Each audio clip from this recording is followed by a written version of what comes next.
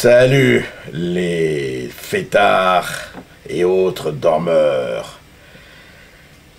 À lire absolument Le siècle identitaire de Ferhat Meheni. Ferhat Meheni est un Kabyle et il dirige le Parti de la Libération Kabyle et il parle admirablement bien de comment la colonisation a créé des États sans tenir compte des nations.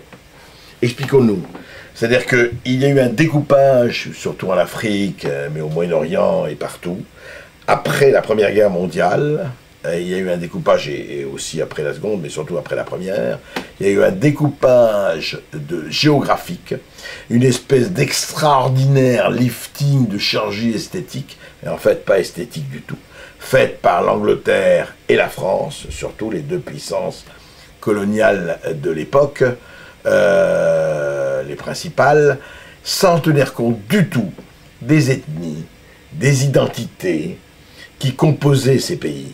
Et on voit bien aujourd'hui les extraordinaires convulsions, ne parlons même pas de Israël et Palestine, mais parlons des Kurdes, parlons du Soudan, parlons de la Côte d'Ivoire, parlons de l'Algérie, effectivement, avec la Kabylie, où il y a une identité kabyle qui n'est pas du tout reconnue.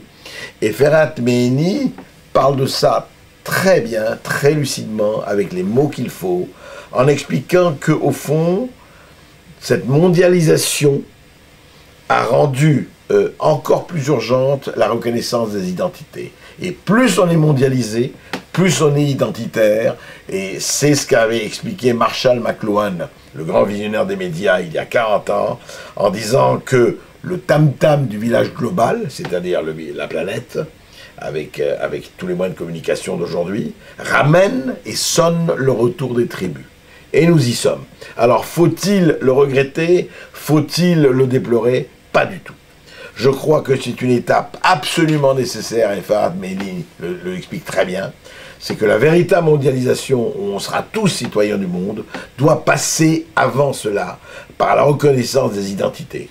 Parce que quand on voit les massacres, les drames, jusqu'encore aujourd'hui, entre ethnies, entre tribus, entre religions, entre communautés, eh bien, il faut que chaque communauté puisse exister en tant que telle et soit reconnue dans ses pleins pouvoirs et ses pleins droits, avant, justement, de passer peut-être à un état que nous souhaitons tous, qui est la citoyenneté du monde. Mais aujourd'hui, on n'y est pas du tout. Et aujourd'hui, nous avons de vraies nations de nos côtés, mais nous avons créé, dans le sud, des nations, des États sans nation, des États avec des chefs d'État, et avec des gens, parce qu'il fallait faire du commerce avec eux, il fallait continuer le business as usual. Eh bien, le business as usual se heurte très fortement au fracas des identités. Lisez ce bouquin, Le siècle identitaire de Ferhat Meheni. Il nous concerne autant qu'il le concerne.